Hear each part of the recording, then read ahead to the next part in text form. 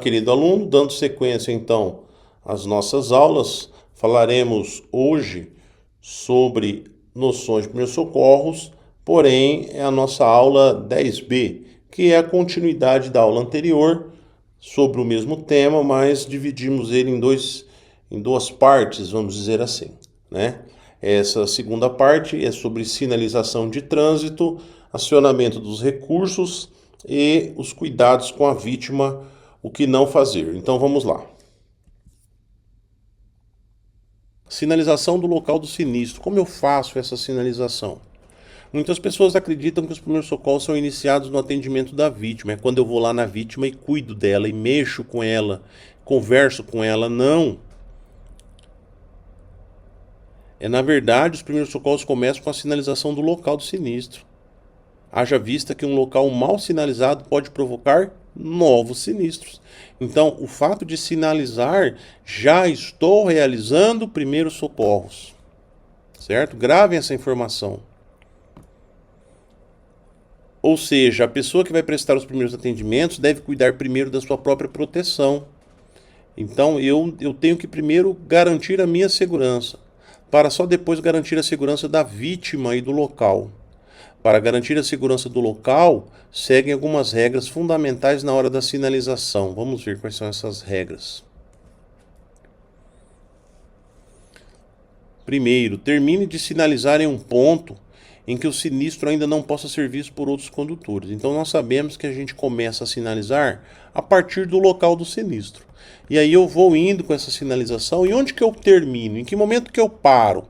Quando eu olhar para trás e eu não ver o sinistro. Eu não ver os veículos envolvidos, certo? Dessa forma, os motoristas poderão reduzir a velocidade, parar ou desviar do local. Então, no momento que eu vejo a primeira sinalização e eu não sei o que está acontecendo lá na frente, eu já vou o quê? Diminuir a minha velocidade. Quando eu chegar no ponto do sinistro, eu já estou reduzido. Nós sabemos que em rodovias as pessoas desempenham aí, né, aplicam uma velocidade maior nos seus veículos. Em sua maioria, velocidades acima das regulamentadas. Por isso, a necessidade, então, de eu levar essa sinalização o mais longe possível do local da zona quente, para que dê tempo do veículo que venha contrário tomar todas as precauções, os procedimentos, para que quando ele chegue no local mesmo propriamente dito do sinistro, ele já esteja com a velocidade reduzida. Todo trecho deve ser demarcado, desde o início do sinistro até o local que deve ser visualizado pelos condutores que vão se aproximar. Tudo bem? É lógico que essa distância ela vai ser um pouco maior, porque nós não teremos tanto material assim para colocar num trecho de bastante metragem, vamos dizer assim, né? Então eu vou dando um espaçamento maior conforme eu for me afastando do local da zona quente, mas eu devo sinalizar todo o trecho que eu vou demarcar, tá? Seguindo. Para sinalizar o local, utilize preferencialmente o triângulo de segurança localizado no veículo. Outros objetos também podem ser utilizados, tais como arbustos, galhos de árvores ou capim. Durante a noite ou com neblina, este cuidado deve ser redobrado. Pessoal, é lógico que é muito bonito a gente ver no texto isso, né? Mas assim, recomendações. Como é que eu vou pegar o triângulo, né? Eu vou pegar o triângulo do veículo que se envolveu no sinistro? Não. Né? Não. Eu vou pegar o triângulo do meu veículo, certo? Porque eu não vou adentrar na zona quente. Agora, se o meu veículo é o envolvido, eu já estou ali na zona quente, porque eu me envolvi no sinistro, eu estou ali. Aí não custa eu ir ali rapidão no porta-mala, onde está o triângulo de emergência, né? No lugar que ele fica guardado, no caso de veículos de transporte público coletivo, pegar ali o triângulo, já montar e já iniciar a sinalização. Tudo bem? Certo? Eu tenho que agilizar esse processo. Tá? Se eu conseguir de forma rápida pegar o triângulo do outro veículo também, né? Porque eu também já estou ali na zona quente, tudo bem. Agora, se eu não estou, não há necessidade, e conforme o lugar também, não há necessidade. Se o lugar é um lugar muito perigoso, no sentido de ocorrer um novo sinistro, e eu preciso sinalizar o mais rápido possível, então eu já pego o meu triângulo mesmo e já vou em direção ao local que eu preciso diminuir a velocidade dos veículos que vêm contrário. Arbustos, galhos de árvores ou capim, é importante que eu faça isso, mais direcionado a rodovias. E dentro dessa questão, não há necessidade também de sair com um facão cortando galhos de árvore. Não, observe se sempre tem um galho caído na beira da rodovia ali após o acostamento para utilizar, certo? Não utilize, e existem situações que nós já observamos, não utilize, por exemplo, pneu do estepe, toras de galho de árvore grande, né? Palanque de cercas, porque esses objetos podem causar novos sinistros, principalmente se for à noite. Então procure utilizar objetos que o veículo, ele, se não observá-los e bater nesses objetos, não vai causar um sinistro. E procure colocar nas rodovias, quando for colocar os arbustos, não coloque na via, coloque no acostamento, bem na linha divisória ali da via, né, da pista de rolamento com o acostamento ali na linha de bordo. Coloque bem ali, de forma que o motorista ele observe aquele objeto, aquele galho, né? Muitos motoristas utilizam, dependendo do sinistro, da sua gravidade, né? Se tem roupa jogada no chão, alguma coisa já faz um amontoado de roupas e vai distribuindo essas roupas pelo caminho, pelo trajeto, pelo trecho, porque a roupa é algo que, se você passar, vai só passar por cima, né? Faz montinhos de roupa, tudo bem? Tomem cuidados, principalmente com a noite, neblina, chuva, né? Redobrando os cuidados. Materiais luminosos, lanternas, pisca-alerta e faróis dos veículos podem ser utilizados para sinalizar o local e evitar novos sinistros. Encerrado o atendimento e não havendo mais equipes especializadas no local, retire da pista a sinalização de advertência do sinistro e outros objetos que possam representar risco ao trânsito dos veículos. Então retira tudo que você colocou. Tudo bem? Se possível, determine que duas pessoas, né, como eu já disse, uma vá para um lado, outro para o outro, mas sempre pelo acostamento, não andando no meio da pista, né? E ele fica sinalizando também no acostamento, ele não adentre a pista de rolamento, né? Aí peça para que essa pessoa leve uma blusa branca, uma camiseta branca, né? Se for à noite, ou uma roupa colorida, né? Para que ele fique ali balançando, né? Essa pessoa tem que estar de costa para o sinistro, porque ela tem que ficar observando os carros que vêm, né? E ela ficar ali sinalizando para que os veículos diminuam a velocidade. Mas sempre passe a informação para a pessoa, não vá para o meio da pista, fique no acostamento, garanta a sua segurança. Não retire os veículos. Se o seu veículo está envolvido no sinistro, deve ser deixado no local onde parou para não infringir o inciso 3 do artigo 76. Lembra que nós falamos do artigo 176? Porém, caso o veículo esteja causando uma situação de um perigo como um novo sinistro, a ação, se for considerada segura, é removê-lo e justificar a autoridade de trânsito assim que possível. Como assim, professor? Imaginemos que a vítima não pode ser mexida, não pode ser removida, ela não pode sair dali.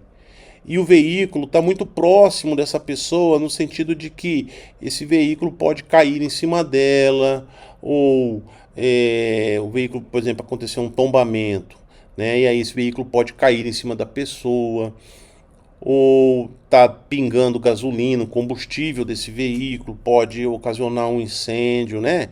De repente você consegue empurrar esse veículo e tirar ele da pista e levar ele para um outro lugar.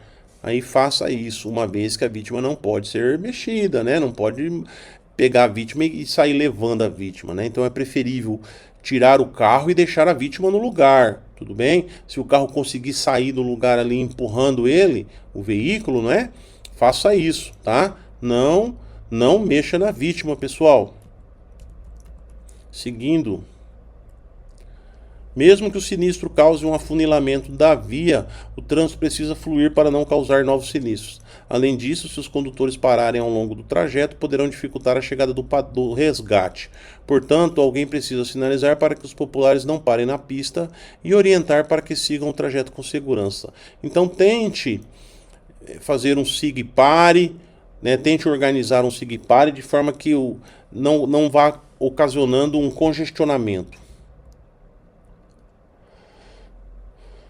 Início da sinalização do local do sinistro. De acordo com a Resolução 36 de 1998, uma resolução antiga do CONTRAN, o condutor deverá acionar de imediato as luzes de advertência, pisca-alerta, providenciando a colocação do triângulo de sinalização ou equipamento similar à distância mínima de 30 metros da parte traseira no veículo. Isso está aí nessa resolução.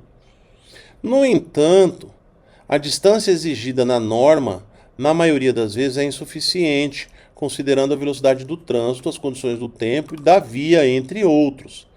Porque ele está falando na resolução, pessoal, distância mínima. Ele não fala que é 30 e acabou, é distância mínima. Aí vai entrar o bom senso. E a partir daí, existem estudos que trazem novas distâncias. Por isso, os protocolos de direção defensiva e primeiros socorros para atendimento de sinistros de trânsito recomendam que a sinalização seja estendida numa distância considerando essas variações e que seja proporcional à velocidade máxima da via. Em caso de condições adversas, essas medidas devem ser dobradas para garantir a segurança.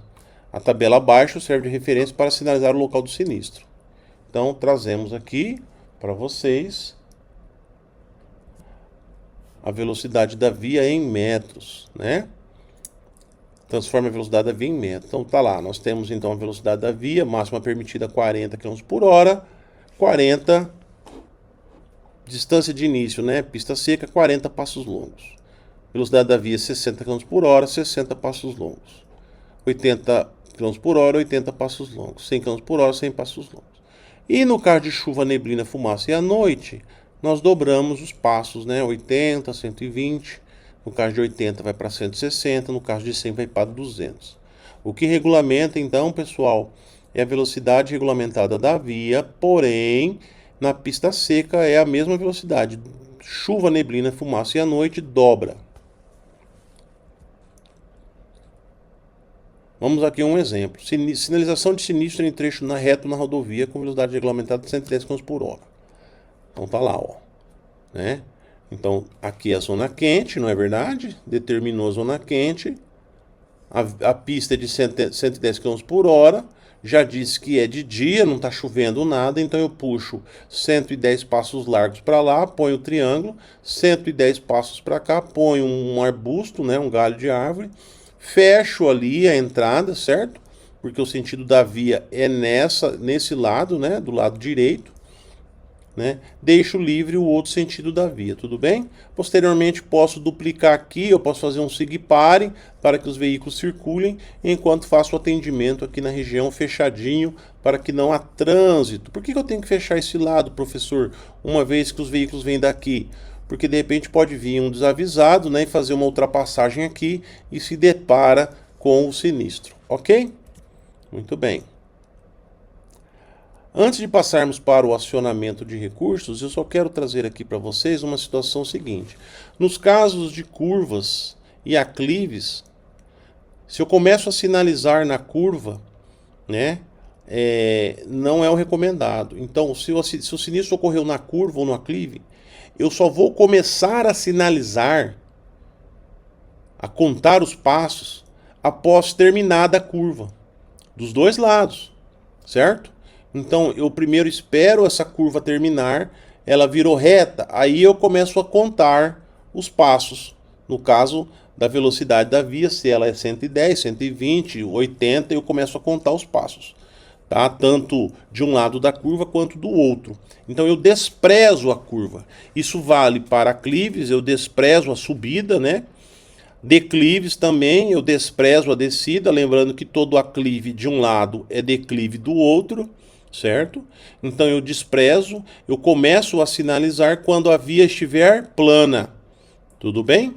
Além de pontes e viadutos, também eu desprezo, eu começo a sinalizar quando terminar o viaduto, né, ou quando começar o viaduto, dependendo do lado, e após a ponte ou antes da ponte.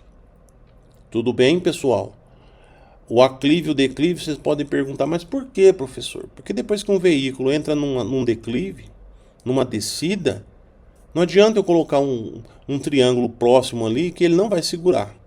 Um veículo de grande porte, pesado, uma carreta, uma combinação de veículos aí com 2 ou 3 semi-reboques sendo puxados, não vai segurar.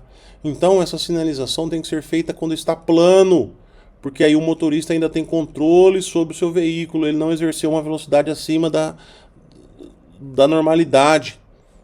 Porque frear um veículo assim, numa descida, é mais perigoso, demanda mais uma situação de frenagem emergencial.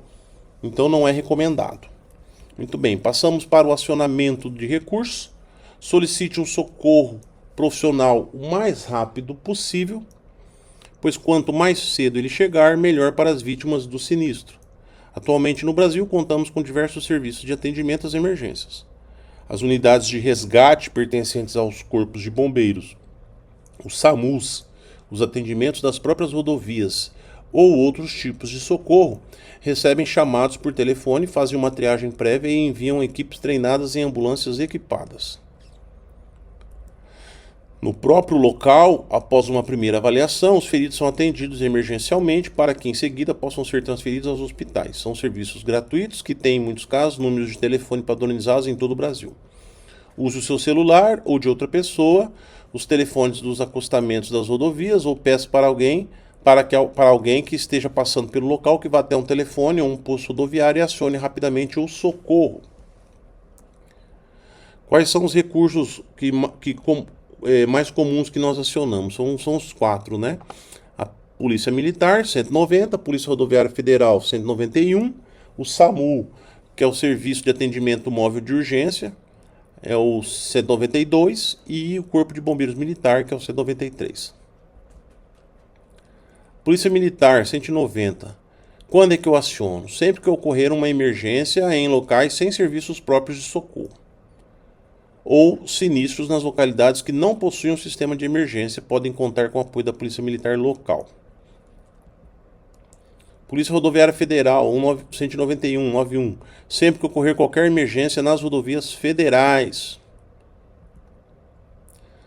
192, 192 SAMU. Qualquer tipo de sinistro, mal súbito em vias públicas ou rodovia e emergências clínicas. E bombeiros.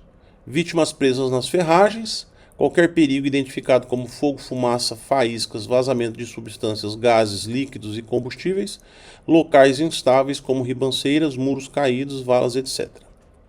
Uma vez me perguntaram sobre a questão da Polícia Rodoviária Federal, no sentido do acionamento da Polícia Rodoviária Federal, não no sentido de fiscalização, de controle de tráfego, mas no sentido de pronto atendimento, no atendimento do socorro mesmo, né?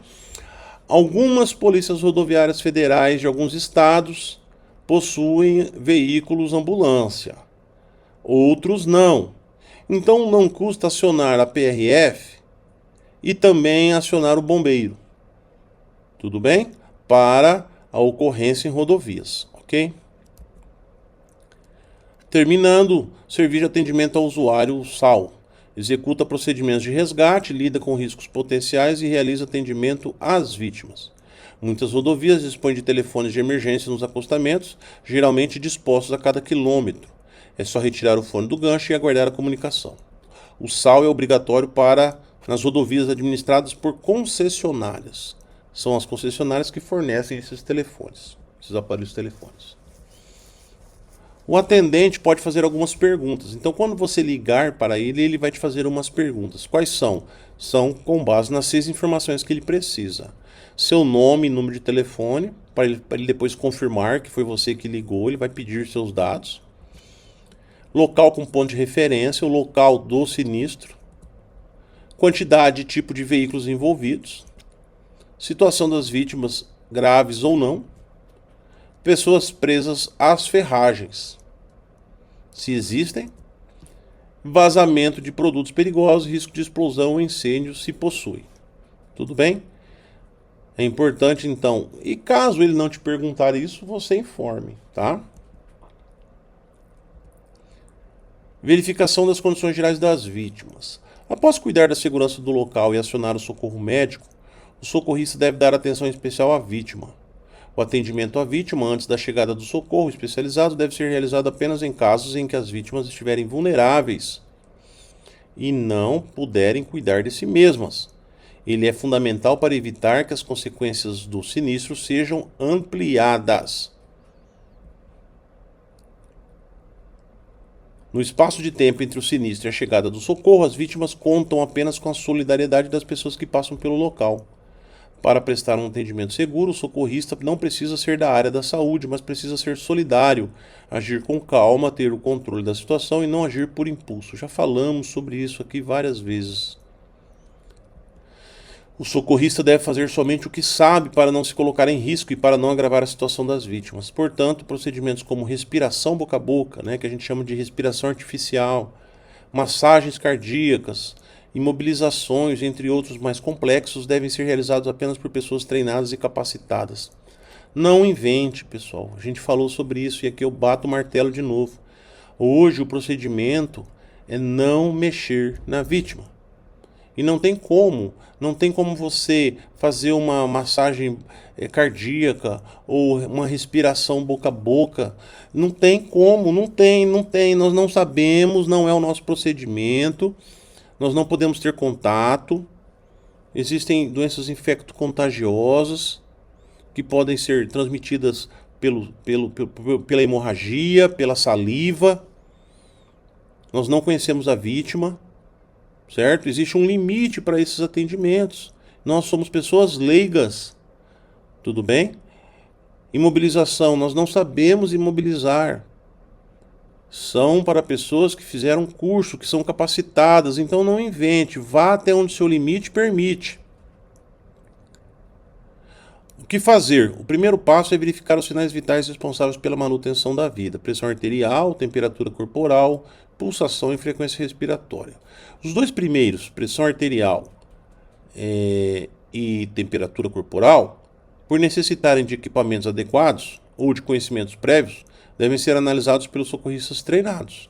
Já a pulsação e a frequência respiratória são mais simples e podem ser analisados por qualquer pessoa conforme as próximas orientações.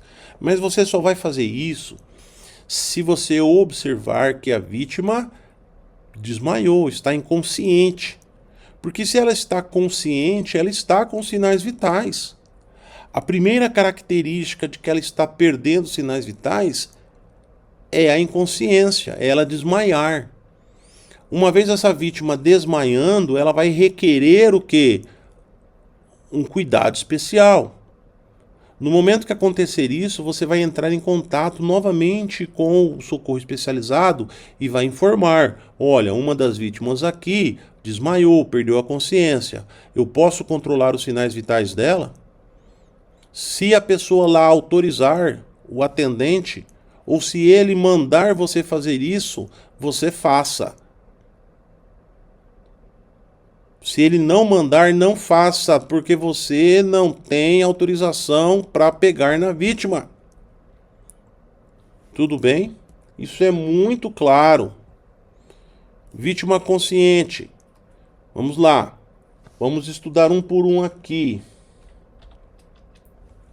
Sempre faça a aproximação pela frente da vítima, evitando o fator surpresa e certificando-se de que ela o veja sem precisar mexer a cabeça. As vítimas caídas no solo, a tendência é delas levantar. Elas estão numa situação de vulnerabilidade e elas vão querer se levantar. E a ideia é você se aproximar dela já chamando pelo nome, assim, se identificando, para que ela veja que você está se aproximando. Porque se você se aproximar pelas laterais ou por trás dela, a tendência é ela mexer a cabeça para ver quem está chegando. Identifique-se. Olá, sou o fulano de tal, estou aqui para te ajudar. Fique calmo e não se mexa. O socorro especializado já está chegando. Posso te ajudar? Pergunta se você pode ajudar essa pessoa. Busque por informações, serão de muita importância para repassar às equipes de socorro. Se a pessoa falar que você pode ajudar, a tendência é ela solicitar para você duas coisas. A primeira, que você pegue algum pertence dela que ficou perdido no meio do sinistro. E a segunda coisa é solicitar que você entre em contato com algum parente. Pegue um número de celular do parente, pegue um número de celular, certo? E aí entre em contato. Tudo bem? Já dando uma ideia de calma para as pessoas que você está ligando. Muito bem. Outras informações são importantes para que eu busque. Tipo sanguíneo, se a pessoa tem alguma doença infecto-contagiosa, se ela tem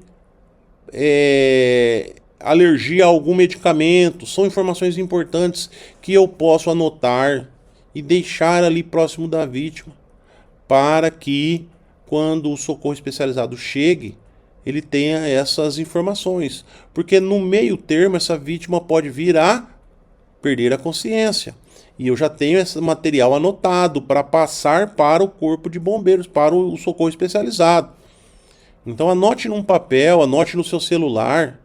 Quando você observar que chegou o socorro especializado, vai lá e fala, olha, a vítima aqui desmaiou, mas eu peguei aqui, ela é tipo sanguíneo tal, ela tem alergia ao medicamento tal, tá bom? Facilite o trabalho do socorro especializado. Oriente a não se mexer, nem mexer a cabeça, mesmo que queira olhar para ver o que está acontecendo. É muito provável que a vítima queira fazer isso. Não deixe, tá? E ponha medo, fala, olha, não mexe, porque se você mexer, você pode vir a ficar numa cadeira de rodas, você pode vir a ficar tetraplégico, paraplégico. A gente não sabe se você teve uma lesão na coluna vertebral. Então segura aí, deitadinho, fica quietinho. Não movimente a vítima, isso pode causar uma lesão secundária ou piorar o quadro clínico da vítima. Sempre informe a vítima o que você está fazendo e o que está acontecendo. Isso irá diminuir a curiosidade e as chances de se mexer. Ouça e dê atenção à vítima, aceitando suas queixas e respondendo às suas perguntas. Tudo bem? Lógico que você não vai informar situações complexas para a vítima, as quais podem piorar a situação. Né? Dê informações também para acalmar, tá? É diferente ela virar e falar assim, você já ligou para o socorro? Você virar e falar, já liguei. É melhor você falar, já estão chegando. A pessoa escuta, já estão chegando de forma diferente. De você virar e falar, já liguei. Mas e aí, já liguei? E aí, eles estão chegando? Então, tente confortar a vítima com palavras que ela quer ouvir, tá bom? Seguindo, não minta ou dê informações que causem impacto à vítima. A desestabilização emocional poderá trazer complicações. Permaneça junto a ela até que o socorro chegue. Procure manter o controle da situação. Vítima inconsciente. Vítima inconsciente aí já é diferente. Se a vítima não responde aos seus chamados ou está desacordada, ligue novamente o quanto antes e informe o socorro. Já disse a vocês. É possível que o atendente passe algumas orientações, faça exatamente o que ele orientar. Deve-se ligar novamente e informar ao serviço de socorro sempre que a vítima desmaiar, então liga de novo, começar a falar algo sem sentido, apresentar sangramento severo, começar a se queixar de sede e dor. Uma vez acionado, o atendente vai solicitar para que você realize o controle dos sinais vitais. O controle dos sinais vitais que nós devemos fazer e somos autorizados a fazer é a frequência cardíaca e a frequência respiratória. Os outros, que falaremos daqui a pouco, nós não fazemos por falta de equipamento. Essas duas aferições, esses dois controles de sinais vitais, eu tenho que, um deles, que é a frequência cardíaca, eu sou autorizado a tocar na vítima, porque não tem como fazer sem tocar. E é o único momento, vamos dizer assim, que eu posso tocar na vítima. E vocês vão ver que é um toque muito simples e muito superficial, certo? Então a frequência cardíaca ela é aferida principalmente em dois locais, né? Na artéria carótida, que fica em ambos os lados do pescoço.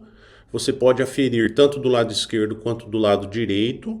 É importante frisar que não pode ser nunca dos dois lados, ou é um ou é outro. Você vai usar o dedo médio e o dedo indicador para colocar, né, sob essa artéria sem pressionar, e você vai sentir o pulsar do coração, né, da frequência cardíaca. Essa artéria ela fica no pescoço, abaixo da mandíbula, do lado da traqueia, né? Então, tanto faz de um lado como do outro, como já dissemos. E aí você vai cronometrar, peça para alguém cronometrar 15 segundos. E você mede quantas vezes está batendo o coração nesses 15 segundos. Terminou a contagem dos 15 segundos, você fez a sua contagem lá. Por exemplo, deu 20 batimentos em 15 segundos. Você vai pegar esses 20 batimentos e vai multiplicar por 4. Por que por 4, professor? Porque a frequência ela é de 1 minuto. Podemos observar aqui, ó, batimentos por minuto. Então, se eu multiplicar 15 segundos por 4, vai dar 60 segundos, que é 1 minuto. Se eu multiplicar as 20 contagens que eu fiz em 15 segundos por 4, vai dar 80. Então, significa que em 1 minuto, ele teve 80 batimentos por minuto, certo? Repetições por minuto, batimentos por minuto. E aí a gente observa aqui que a pulsação ela varia de 60 a 100. É uma pulsação normal para o adulto. Então, se ele está com 80, tá ok, certo? Eu só vou manter, tudo bem?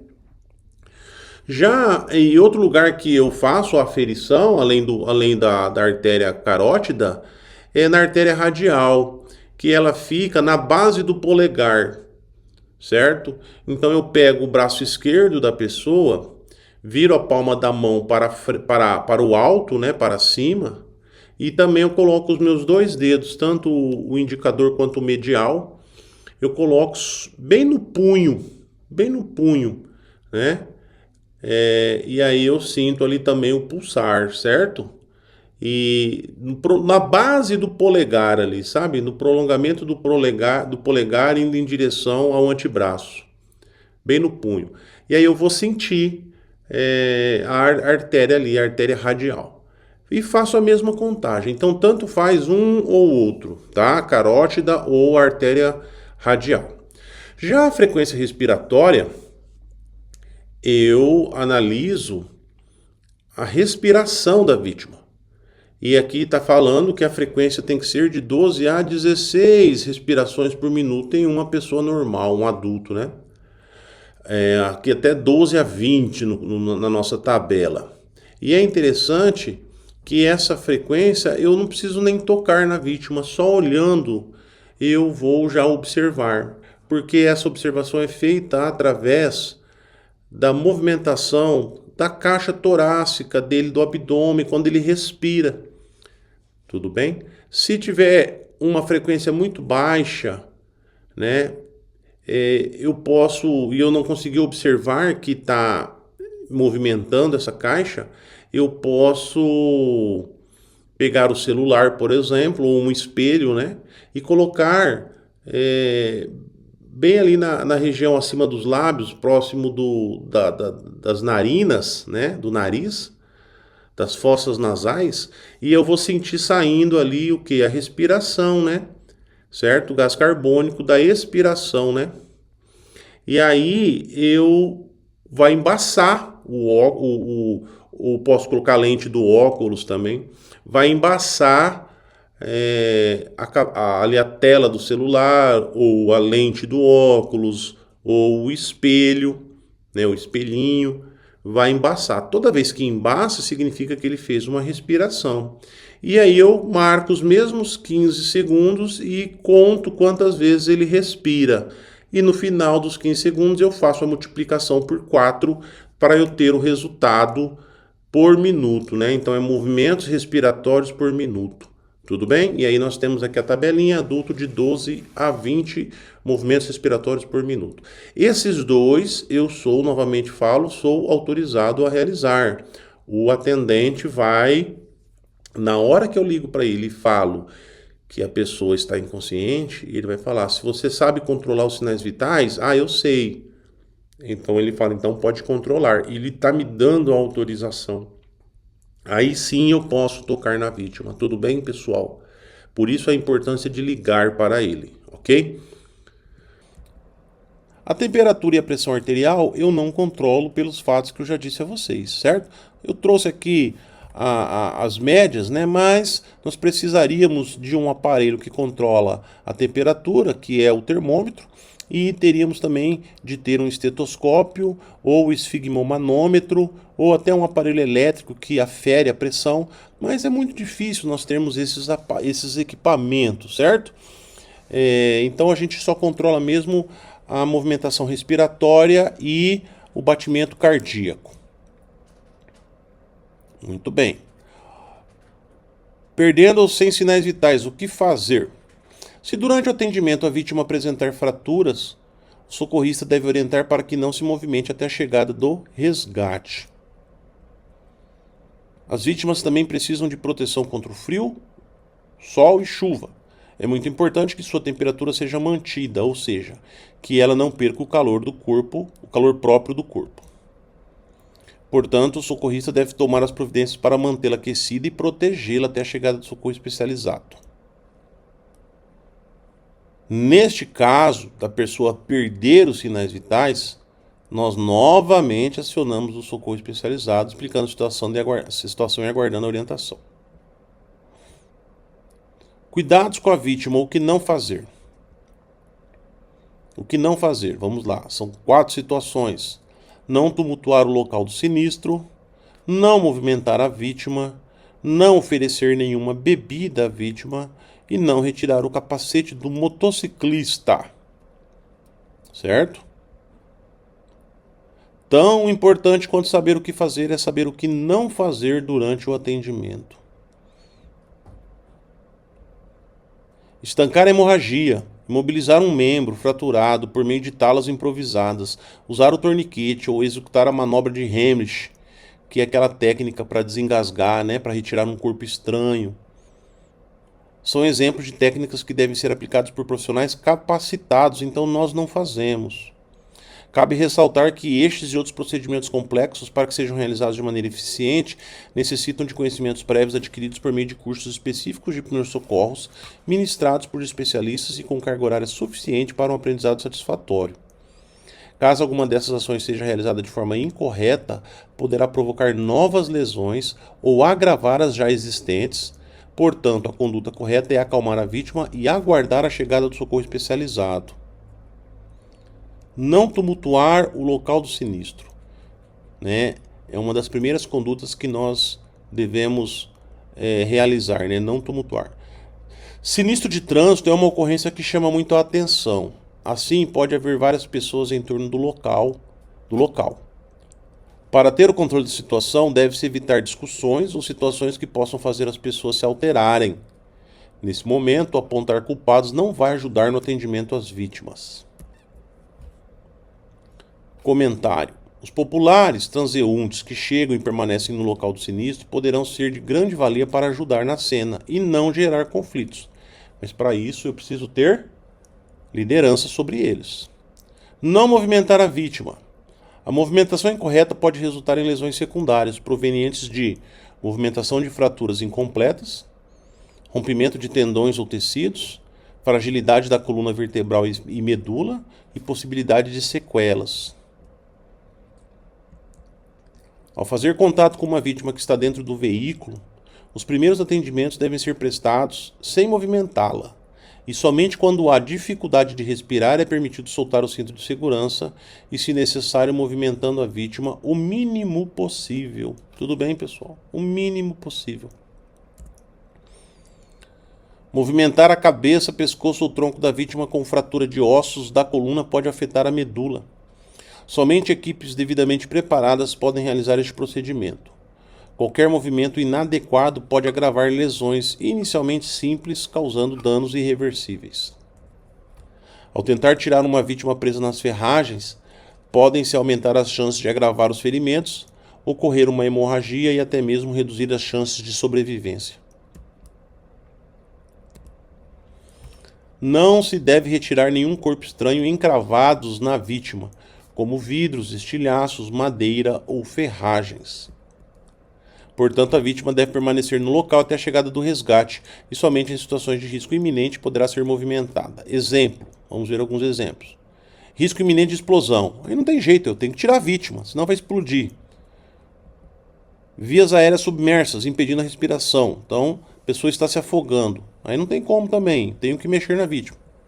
Risco iminente de queda do veículo em ribanceiras. Preciso tirar a vítima do veículo. Risco iminente de soterramento ou inundação, etc., entre outros, né? Podemos incluir aqui um possível vazamento de produtos perigosos. Então eu vou lá e retiro a vítima antes, né, do vazamento.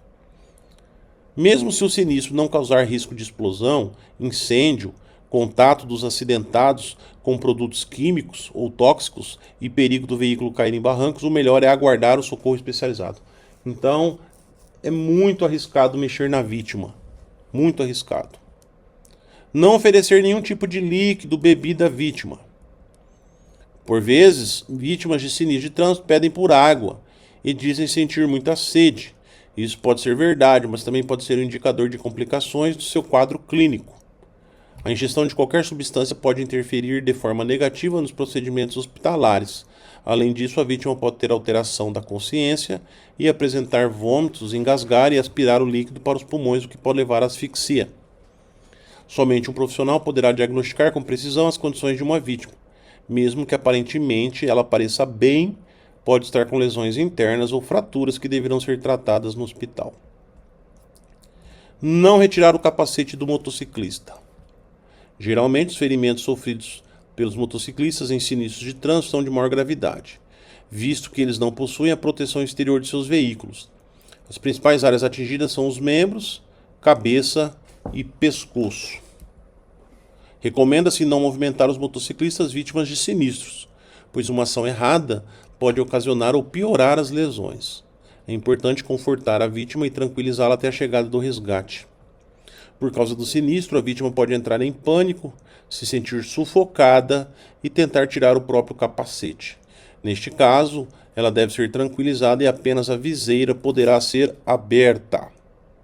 Para abrir a viseira, eu preciso de ter o apoio de uma outra pessoa, para que essa pessoa firme bem um capacete na cabeça e a outra abra a viseira. Porque às vezes quando vamos abrir a viseira de um capacete, está tão dura que ela não abre e ela vai e mexe o capacete na cabeça. Mantenha a coluna cervical da vítima em posição adequada até a chegada do resgate. Ao retirar o capacete, a cabeça é movimentada, o que pode acarretar lesões do pescoço e no crânio. Portanto, a melhor opção nessa situação é acalmar o motociclista e aguardar a chegada do socorro especializado. Inclusive, pessoal, não se abre nem a jugular, porque às vezes é a jugular que segura o capacete na posição. Você só vai retirar a jugular se estiver estrangulando mesmo essa vítima, né? E aí você observar que a vítima não está nem conseguindo falar porque a jugular tá estrangulando. Aí você vai lá e solta, mas com muito cuidado. Retirar o capacete de um motociclista que se acidenta é sempre uma ação de alto risco. Por isso, apenas os profissionais treinados e capacitados podem realizar esse procedimento. O capacete serve como suporte para manter a coluna imóvel. Vamos falar agora, pessoal, sobre riscos mais comuns e quais os cuidados iniciais. Vamos lá. Os riscos mais comuns, então, são cabos de eletricidade, óleo e obstáculos na pista, incêndio, explosão, vazamento de produtos perigosos, doenças infecto-contagiosas e novas colisões ou atropelamentos. Então esses são os riscos, né, que nós falamos no início da aula, que eu preciso observá-los e caso de tê-los, eu tenho que tomar outros cuidados. Vamos então. Novas colisões e atropelamentos. Os riscos podem ser diminuídos com a sinalização adequada do local. Quanto mais eu sinalizar, quanto melhor eu sinalizar, evito colisões e atropelamentos. Princípio de incêndio. Em caso de vazamento de inflamáveis, os populares devem ser afastados e orientados para que não fumem no local. Isso estiver vazando, né? Combustível. Se for fácil e seguro, o motor dos veículos envolvidos no sinistro devem ser desligados. Orientar a saída dos ocupantes do veículo se houver. Sinalizar o local. Se tiver extintor e for capaz de manusear, após romper seu lacre, utilizá-lo para abafar o fogo. Acionar órgãos e entidades de socorro. Se você for utilizar o extintor, não levante o capô. Use o extintor com o capô naquele primeiro estágio de abertura. Certo? Porque no momento que você abre o capô e levanta, eu jogo o que para dentro do motor? Oxigênio, que é o comburente do fogo. A partir daí, esse fogo vai aumentar a proporção. Então eu abro o extintor, rompo o lacre e aciono o gatilho com o biquinho dele bem ali na brechinha da tampa do motor, do capô. Tudo bem? Então eu abro o capô só no primeiro estágio e aí que eu jogo o pó químico ali no motor para abafar o fogo. Cabos elétricos. Alguns sinistros danificam os postes que sustentam os fios de energia elétrica e algumas vezes esses fios caem sobre os veículos. Neste caso, as vítimas devem permanecer dentro do carro até a chegada do resgate especializado. Ocorrendo um princípio de incêndio, descer do veículo pulando com os dois pés juntos, sem encostar nas partes metálicas, afastando-se do veículo com passos curtos em no mínimo 25 metros. É muito difícil esse procedimento, porque eu não posso encostar em nenhuma parte metálica do veículo. Eu tenho que meio que pular do veículo no chão com os dois pés juntos, né? Então eu tenho que ficar de cócoras no banco e do banco eu pular no chão, no solo, com os dois pés juntos e a partir daí me afastar também sem tirar os dois pés do chão, meio que arrastando os pés até essa distância. É um procedimento muito perigoso, né? Mas se o veículo está começando a pegar um incêndio, pegar fogo, então não tem o que fazer. Derramamento de produtos perigosos. A área deve ser totalmente interditada e todo o local evacuado. Manter uma distância adequada de no mínimo 100 metros. Então, se eu venho num veículo de transporte coletivo de passageiros e eu observo que houve um sinistro envolvendo veículo de produtos perigosos, eu vou dar meia volta e vou ficar a uma distância de 100 metros. E a partir daí, não tem o que fazer. Não tem como ir lá, realizar algum procedimento. É acionar os recursos, né, o socorro especializado, passar as informações e aguardar. Se possível, identificar o produto perigoso e acionar órgãos e entidades de socorro. Aqui no caso, o Corpo de Bombeiros Militar, né, 193. Todas essas situações aqui, pessoal, que nós passamos, é 193. Tá? Então aqui do derramamento de produtos perigosos, incêndio, questão de cabos de energia, tá? Lembrando que os cabos de energia também devemos entrar em contato com a prestadora de serviço de rede, né, para que peça para desligar a energia do local. Isso se for um sinistro de grandes proporções. Doenças infecto-contagiosas. Qualquer contato com sangue ou secreções das vítimas deve ser evitado. Caso seja preciso realizar ou auxiliar em algum procedimento, o uso de luvas de borracha é indispensável. Nós não temos isso nos nossos veículos. Então, pessoal, é o que eu disse no começo, tá? Vá até onde você pode. A pessoa está com sangue, com hemorragia, está lá com, né? Você vai fazer um procedimento de estancar a hemorragia? Não vai, tá? Não vai. É diferente quando ocorre uma situação com nossos filhos, com nossa mãe, nosso pai. É diferente. Lá é uma situação de pessoas as quais não conheço e tem um limite para o cuidado, tá? Para o atendimento. O fato de você não fazer não quer dizer que você omitiu, porque você realizou todos os outros procedimentos, você sinalizou, você acionou o recurso, você manteve a calma do pessoal, afastou os curiosos, guardou um local em segurança, assistiu a vítima com outras situações. Aí a pessoa perdeu a consciência, você entrou em contato de novo com o corpo de bombeiros, informando que a situação se agravou, certo? Olhos e obstáculos na pista, sinalizar o local do sinistro, acionar os órgãos e as entidades de socorro, retirar os fragmentos do veículo que ficaram sobre a pista. Para fazer isso, o trânsito tem que estar fechado, você não pode estar ali no meio dos veículos que estão trafegando, retirando fragmentos. Existindo óleo ou combustível derramado, jogue terra ou areia sobre os mesmos. Nunca jogue água. Jogue terra ou areia. Outras orientações. Não fique ao redor da vítima quando o serviço de socorro estiver atendendo, a não ser que foi solicitado sua ajuda para colocar em prática ações orientadas. Não toque na vítima, já falamos isso várias vezes, se você não estiver devidamente protegido contra as secreções. Não coloque quaisquer substâncias em ferimentos. Não coloque. Reconhecer suas limitações no cenário do sinistro. Tudo bem, pessoal? Na questão que nós já até falamos aqui, né? Vítimas com ferragens, né? Não retire ferragem, não dê água, né? Falamos tudo isso aqui para vocês, certo? Não movimente. Se o cinto estiver engasgando a pessoa, retire o cinto com muito cuidado, mas não mexa nessa pessoa no banco. Tudo bem? São várias recomendações ditas aqui. Após o socorro, evacuar a vítima para a unidade de saúde. Não se esqueça de retirar materiais e objetos utilizados para sinalizar o local do sinistro, inclusive galhos e arbustos. Eu tenho que limpar a via, né? Ao acionar o socorro, fique na escuta até que o atendente desligue primeiro. Seja rápido, quanto mais rápido suas ações, maior é a chance de sobrevida da vítima. Para finalizar, eu quero deixar bem claro aqui você, querido aluno, né? Nós não aprofundamos em muitos conceitos aqui de primeiros socorros, pois eles não são motivo de estudo, porque eles não fazem parte da grade curricular, dos temas previstos na grade curricular da Resolução 789 do CONTRAN, que é onde traz o que o condutor do curso especializado de transporte coletivo de passageiros, o motorista, precisa aprender. Ele não traz esses conteúdos. Então, se ele não traz, eu não preciso ensiná-los.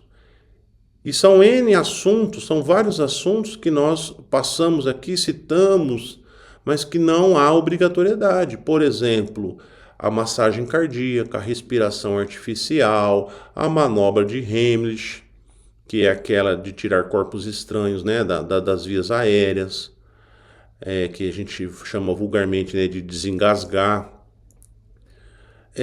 Imobilização de membros fraturados, controle de hemorragias, tá? Então, esses ensinamentos, eles não são previstos.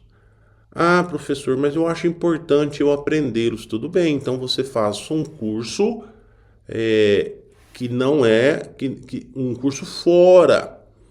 Tudo bem? Um curso que algumas outras instituições ligadas à área de saúde fornecem para você se especializar nesses cuidados. Nós, aqui do nosso curso, seguimos à risca o que o CONTRAN, que é o Conselho Nacional de Trânsito, o que a Senatran, que é a Secretaria Nacional de Trânsito, regulamenta para o ensino do motorista de transporte coletivo de passageiros, certo? Que são esses assuntos que nós trouxemos a vocês aqui. Tudo bem? A gente finaliza então a nossa aula, né? A nossa aula 10B. Tivemos 2 aulas para falarmos sobre o assunto de noções de primeiros socorros. E agora a próxima aula, a aula 11, falaremos então sobre respeito ao meio ambiente. Um abraço e fiquem com Deus e até a nossa próxima aula.